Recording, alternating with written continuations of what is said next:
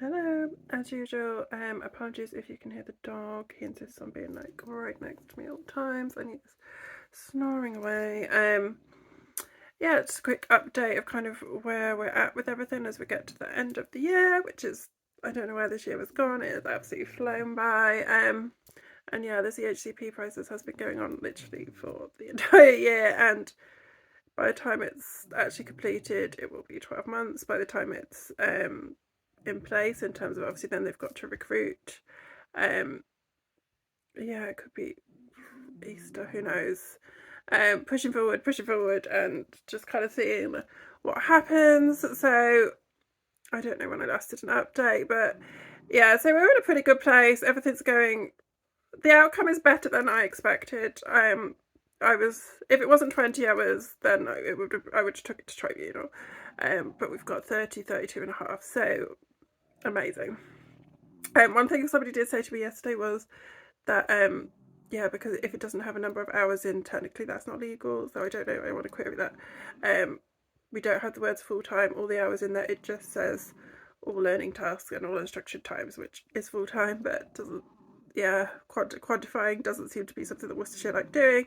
Funding wise, a lot of people don't like talking funding. I know, like technically we don't have to talk funding, school talk funding, but I know it's different, completely different across the country, and in different local authorities, bandings are completely different, whatever. Anyway, but the total funding, well, total additional funding that he's been given is 10,200, which obviously is not a full-time wage. That's in addition to the 6,000, which some people say they get £6 a child, some people say they don't, blah blah blah. But yeah, essentially his budget for the year is £16,200, which still doesn't really sound like. I suppose it's not a full-time wage. Technically, it's a 30-hour contract, so or 32.5-hour contract. Still, that's not a lot of money for a wage. Yeah, so that is where we're at. I'm just waiting for the redraft. Is that what it's called? We've had the original draft. I've said I'm happy with all the content, but just it needs to be more specific in a few places. It needs to be quantified in a few places, which yeah, Worcestershire don't like doing. But yeah, then it will come into force sometime soon. The only thing which I've queried it with the local authority, and they've said it's not down to them. It's something I need to discuss with school. I don't want him in the classroom full time. I don't want him out the classroom full time.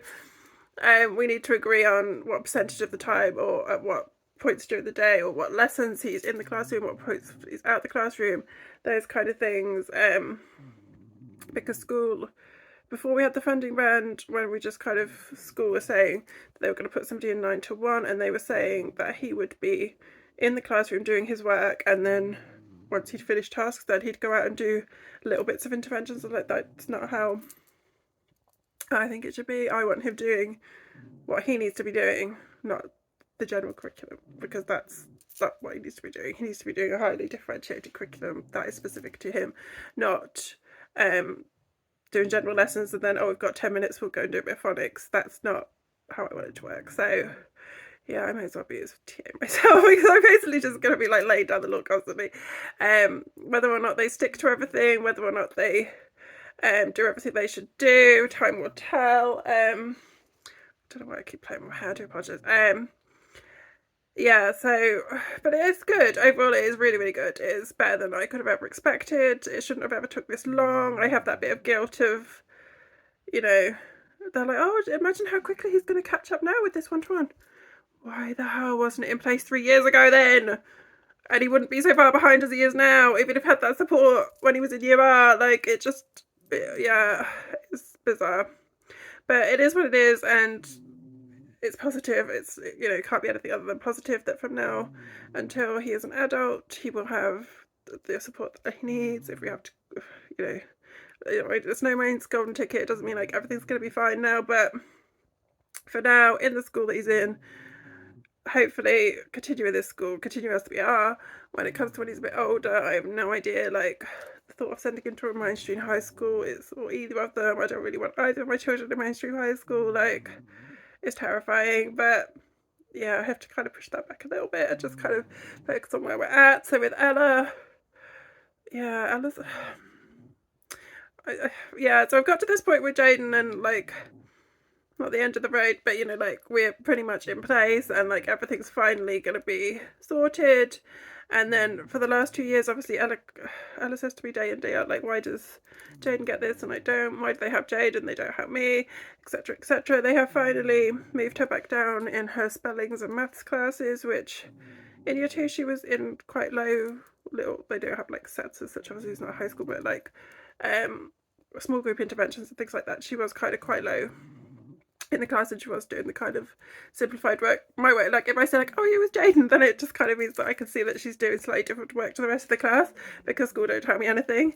The teachers don't really seem to, I don't know, I spoke to the one teacher, because they have two teachers, well, they have two teachers on a job share, but then they also have the headmaster here, the teaching assistant there, like so many different, for the amount of autistic children they have in that school, the amount of different staff they have, it's not great. But yeah, so I spoke to the one teacher and I just kind of said, you know, why she got words like patience that she's meant to be learning when she can't spell day. Do you know what I mean? Like, she's been learning the basics. What's the point in giving her these like ridiculous? And they're like, oh no, I think she's okay. And I'm like, have you read her work recently?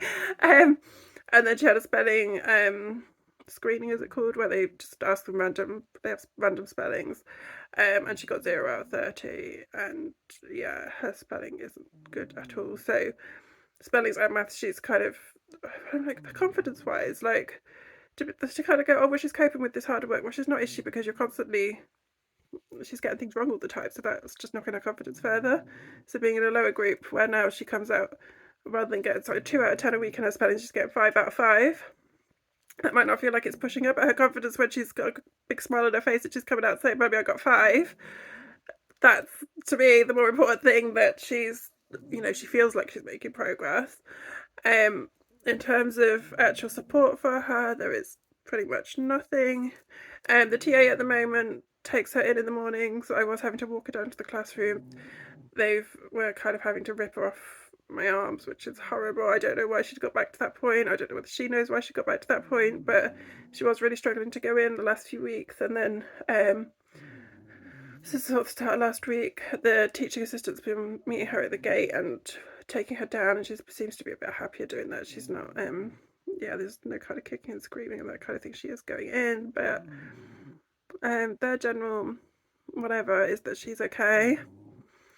She's struggling. She's really, really struggling, but I don't know why. I don't think I was like this. I think I was just quite over emotional when I was that age. And I was probably the one that cried halfway through the day, and you know, I was struggling all the time, but it was clear that I was struggling.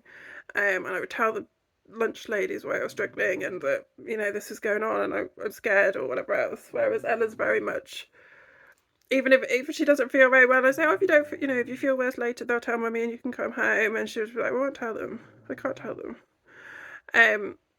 She gets kind of fixated on things, and so I said to her, why don't you ever show, you know, why can't you show them if you're sad or you're upset or you're scared or you're angry? Why can't you show that when you're at school? And she said, my friend got told off for crying.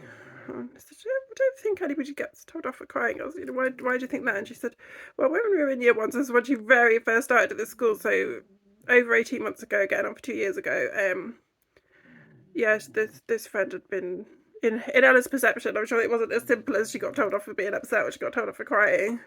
That's Ella's biggest fear, obviously, being told off. So she's just like, no, I'll just get told off. I can't tell them if I'm sad or angry or upset or anything else, because they'll tell me off.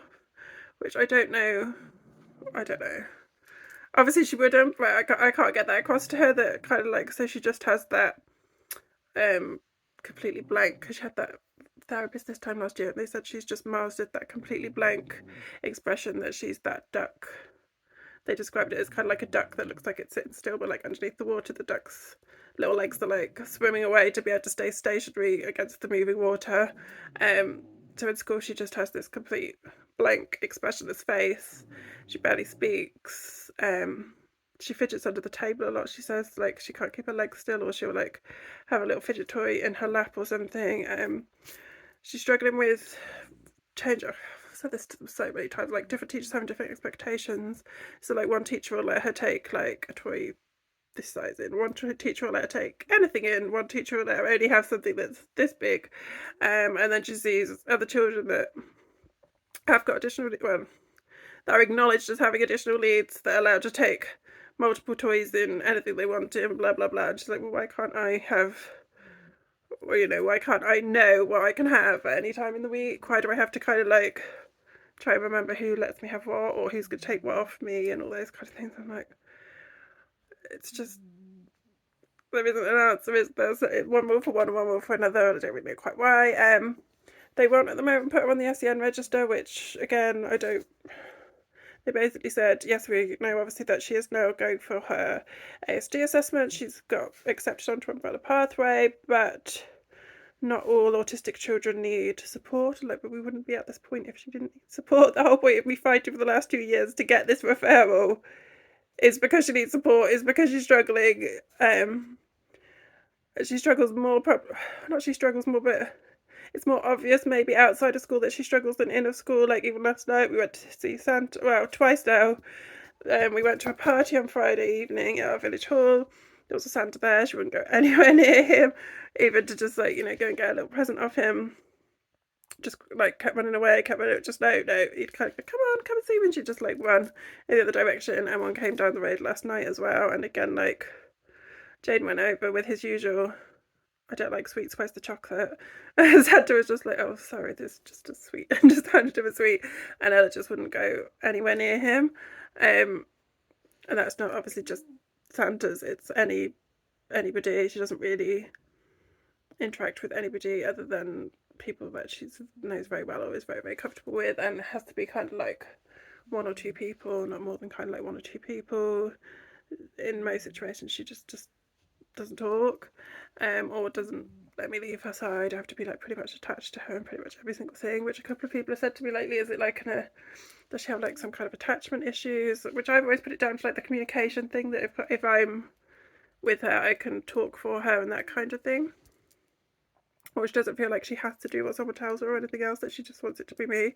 I don't know how you'd even, I don't know what you'd kind of, what would you go down to get any kind of, I don't know what the word is, it's not a diagnosis really, is it? It's just some kind of like, school haven't offered any kind of, there are emotional support kind of, I don't know whether they're actual therapists or what they are, but a couple of the children, or like other children in the class, do have play therapy type things, but school at the minute just aren't offering her anything. Every single night she doesn't sleep, she'll be in my bed, or if I don't let her come in my room, then she's up, down, you know, just doesn't sleep. So yeah, it's an ongoing thing. School seem to think that she's better since she's been in year 3 than she was in year 2, but I think it's just it's quite a cumulative thing. So at the minute the teachers haven't really been that horrible to her or anything like that. Well, not horrible, but negative, you know, like telling her she's done work wrong and things like that. But all she said, like every single day, she just asks, when can I be homeschooled? How old will I be when I can leave school? I could just be homeschooled. She doesn't enjoy anything about school. She doesn't obviously want to be at school. And then when we say to her, you know, but you'd miss your friends, or you wouldn't be with so and so, you wouldn't be able to get. She's like, well, I wouldn't need my friends, and I'm like, I understand what she means by that. Most people would be like, need them. Her friends are what helps her navigate around school, and that's how she sees it. She loves her friends, don't get me wrong, but she's dependent on them when she's in school, because they are there to, she has to copy every single thing that they do in order to kind of learn how to navigate her way around school, how to do things. So she just sees it as, if she didn't have to go to school, then she could just be with mummy all the time at home. Like, but it's not that simple, because you'd just become more and more withdrawn, and you wouldn't have any communication or any like what's the word I'm looking for, interaction with other children or anything like that. She would just completely shut down and stay at home. So from that point of view, it's not an option, as much as I know she's happier and calmer when she's not at school. But I just worry that even when they go into high school, like, she won't necessarily have the same level of support SEN-wise as Jaden will. So I don't know how it's going to work. But yeah, I've got her, I think I did mention her mental health assessment. So she went for a mental health assessment 5-6 weeks ago. It was good. It wasn't wildly expensive. If it had been more money, then I'd probably said it wasn't worth the money. I paid £120 for it, and £120, I'm just about happy with it, but I don't think I would have wanted to pay more than that. It kind of reads like, so basically the lady is a mental health nurse, and she works for the NHS in Birmingham doing mental health assessments, which we don't even have in Worcestershire. There's no such thing in Worcestershire for a child's mental health assessment. We don't care about children's mental health in Worcestershire. There's CAMS, and that's, unless your child's actively tried to kill themselves, they're unlikely to accept it. If your child's autistic, they're not going to accept it. If your child's waiting for an assessment for any kind of neurodivergence, they're not going to accept it. So yeah, CAMS is just a waste of time. Anyway, yeah, so it was quite like, I don't know, it just reads like an NHS report, if that makes sense. Like, whereas I find private, which is probably why schools and NHS, they're a bit like, oh, private assessments are very biased. I think what they mean is NHS reports are very, not parent blaming, but there's elements of kind of, you read it and you go, it's a bit, yeah. So it covers quite a few bits, but it's not in depth. It's quite kind of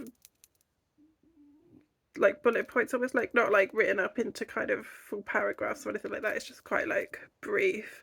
There were, I think, 6 points that I went back and told her to change, which obviously, I mean, you could do that with an NHS one, but it's just kind of like, I've been misquoted, or like it said, I obviously said that when it came to the therapy last year, I didn't realise until she started that therapy how much of a trigger her rabbit passing away was, because she'd become completely fixated / obsessed.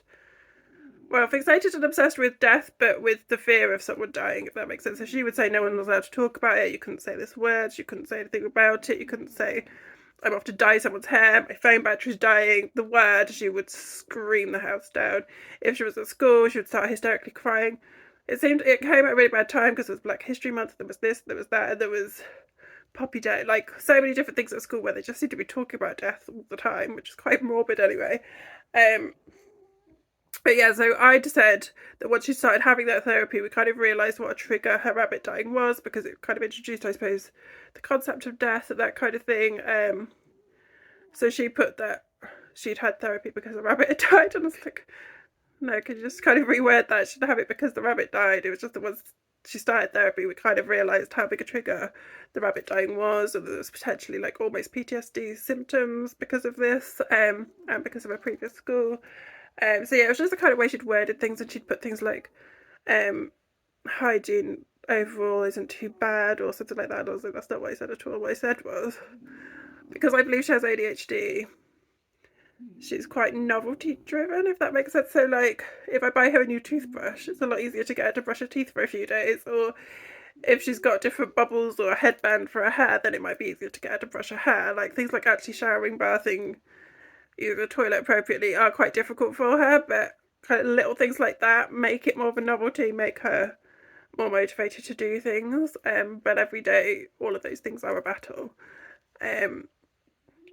So yeah, I think I can't remember what the others were, but there was six things where I'd put, can you just reword this slightly, or can you delete that sentence? Like, and it was, I don't know, maybe like 4 pages.